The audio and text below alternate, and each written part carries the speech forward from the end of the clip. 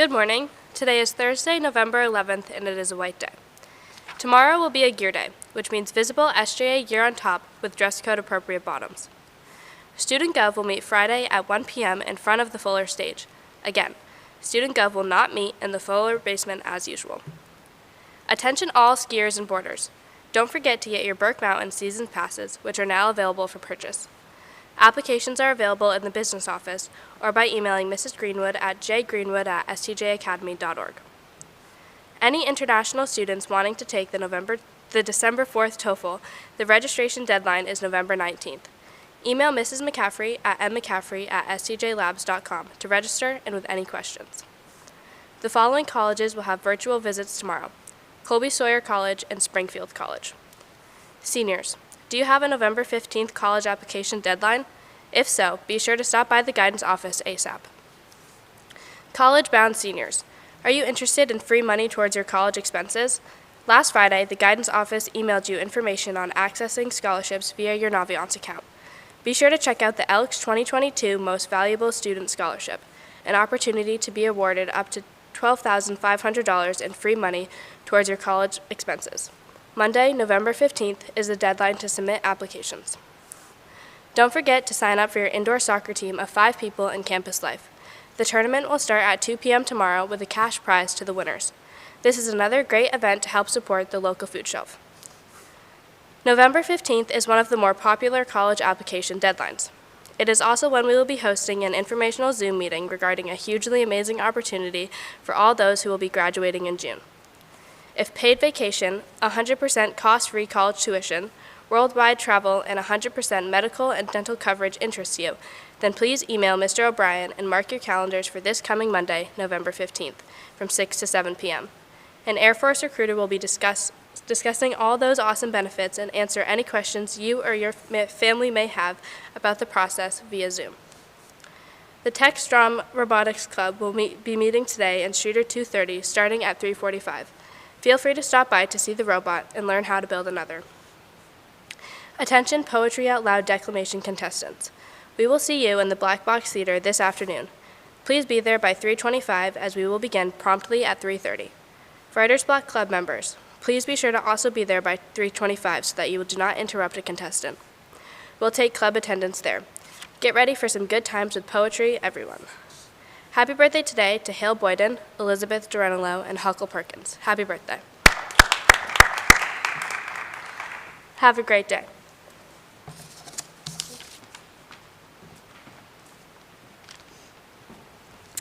Thank you so much, Ashley. Good morning, St. Johnsbury Academy. It's wonderful to be back here in Fuller Hall to start the day together. We have a couple of guests today. I'd like to start with members of the student government coming up to talk to you about sustainability.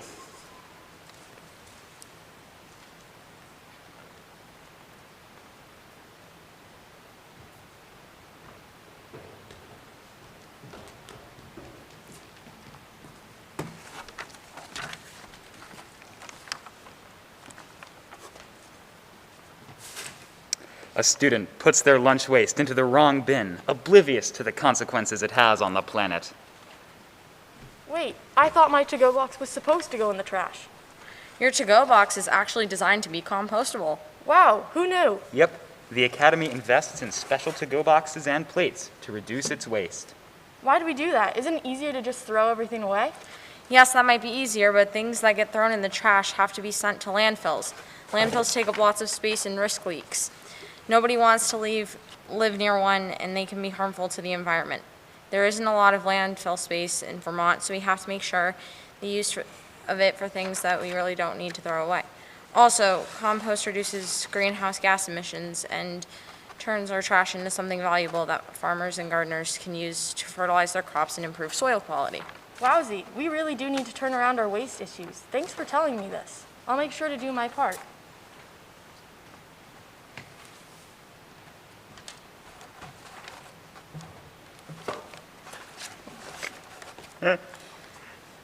Wait, you didn't throw any condiment packets in the compost, did you? I would never do that. Those packets are trash because they contaminate compost. That's right, you think you're pretty smart, don't you? Well, how about this? That's not compostable, but can be recycled if it's not soiled. I heard the dining hall is having a hard time supplying compostable stuff. Holy smokes, that's right. How can you tell? Our compostable material is supposed to make a scratchy sound when you scratch them with your fingernail. Well, how about this? Also recyclable if not soiled. Right again. So please, everybody, do your best to correctly dispose of compostables and recyclables at lunch. We will be providing bigger containers for disposal in the academic buildings and marking them clearly for you. Big thanks to Nick in the dining hall for sorting the school's compost and to the facilities and custodial staff for operating our composting and recycling systems on campus.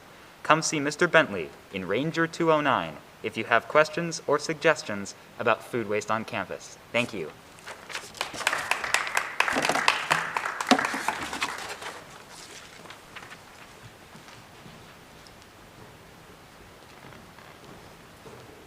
Thank you all so very much. It's wonderful that we have compostable containers. Thank you to everyone in the dining hall and to the administration and Mr. Bentley for making that possible.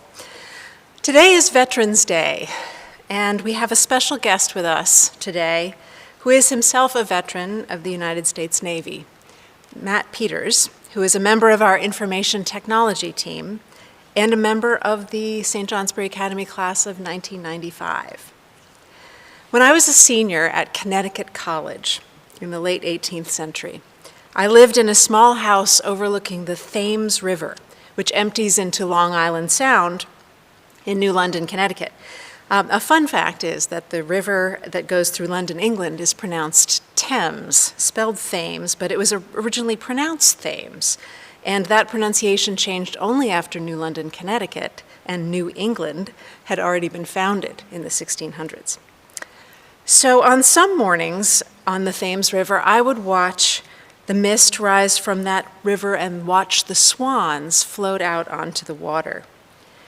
And occasionally a large, dark shape would rise slowly out of the water and make me catch my breath, because across from my little house was the naval subbase where Matt Peters was stationed, and those dark shapes were submarines returning to the base. We're honored that Matt has offered to read today, in honor of veterans, an original poem, and I ask that you join me in welcoming him to the stage.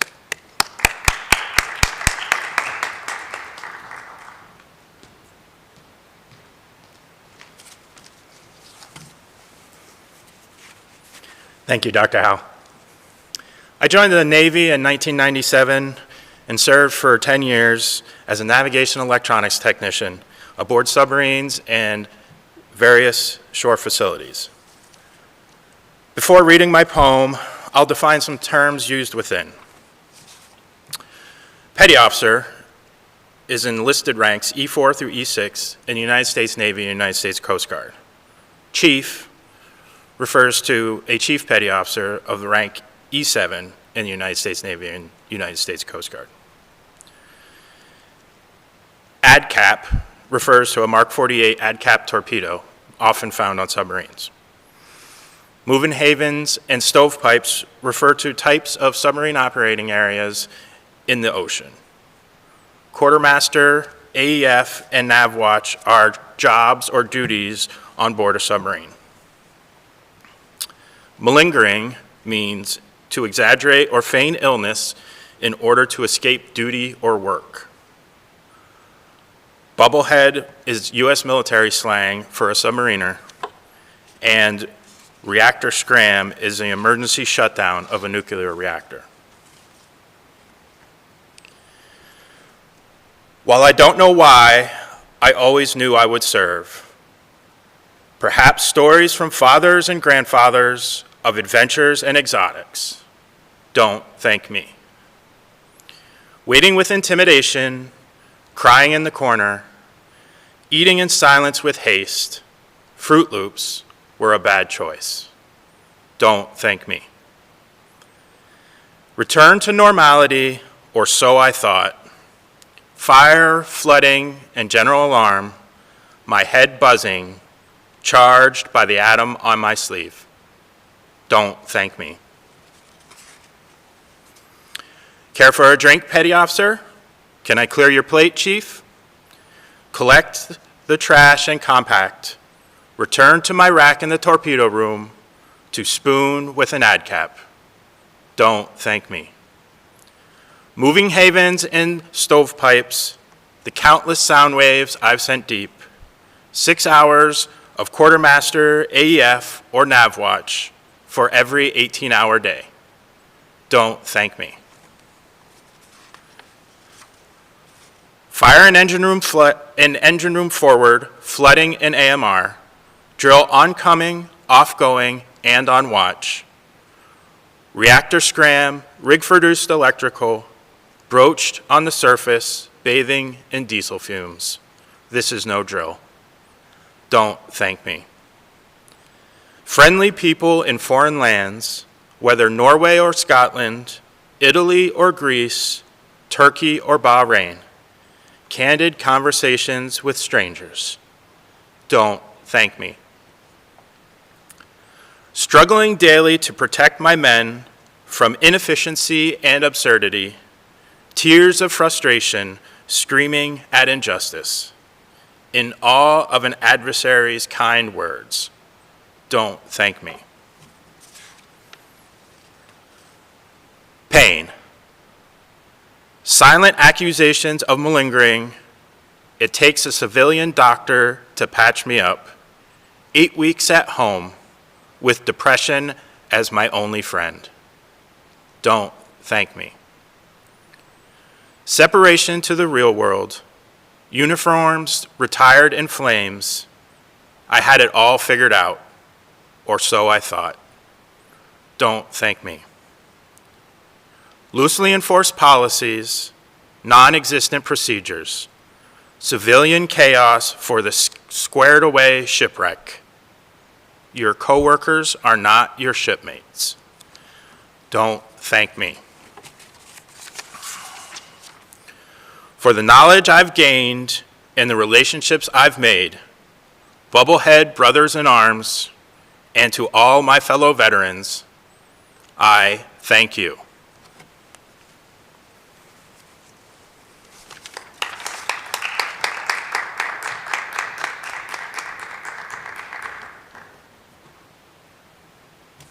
Thank you, Mr. Peters. I will thank you. And thank all the other veterans who work here and who are alums. I'm moved by this poem because it expresses a truth about what our brave citizens who serve and sacrifice sometimes endure psychologically and socially, but also about the complexity of our feelings of gratitude about that sacrifice. But there is no question that what the members of the armed forces of this country do is brave and selfless and shows an understanding of our true responsibility for one another. Veterans Day was first celebrated on the anniversary of the end of the First World War, November 11th, 1919. It was known then as Armistice Day, and we're accustomed to the whole concept of a world war these days, but at that time it was actually called the Great War, or the war to end all wars, because it happened on a scope and with an intensity that seemed to people at that time to be apocalyptic.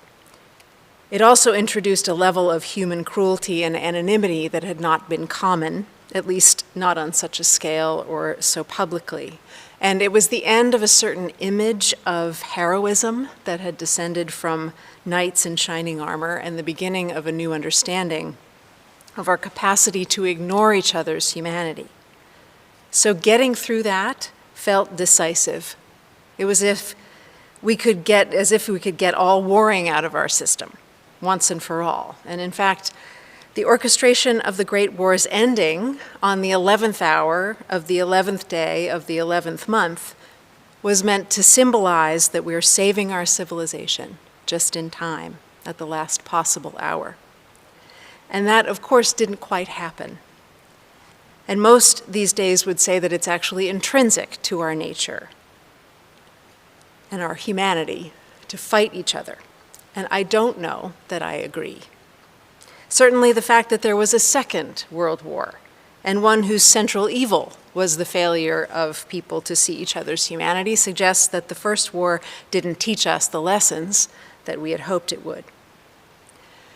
So I would like to think that one of the things we do here at St. Johnsbury Academy, one of our reasons for being, and a central part of our mission, is to teach that this does not need to be true. That we can, in fact, see and celebrate and be grateful for each other's humanity and each other's differences. Matt's comment about kind words from an adversary strikes me here. Where you were born is not what decides your allegiance or your system of value. You decide that based on what you find worthy and good. Our culture here is centered around an understanding that it's actually possible and ideal to love and respect and show kindness to and support one another as we look to live in common and be strong with a strong bond. That is precious to me, and I hope it is to you as well. Our most famous alumnus, Calvin Coolidge, called Vermont this brave little state because the people here are willing to stand up for what they believe is right and are willing to stand together for the good of all. That may be why Vermont, it turns out, has many veterans and many people who chose and still choose to serve our country in the armed forces. The Academy has many alumni and a good number of faculty and staff who are veterans or active service people. It is a powerful thing to serve.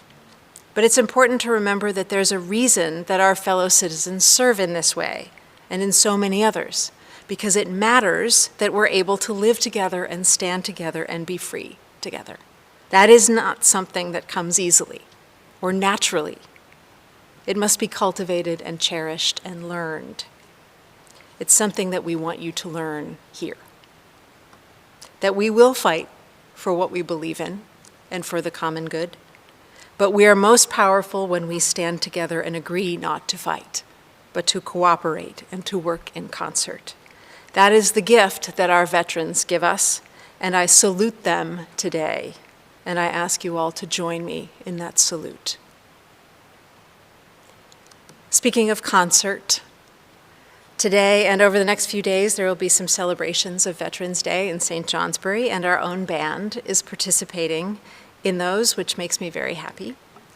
Thank you, Mr. Peters. Thank you, all our veterans. Please think of them and of what we value today. Let's let this celebration remind us of what we owe to each other and who we want to be as a community. We want to face the world and make it better. I will see you again tomorrow morning, everyone. Have a good day.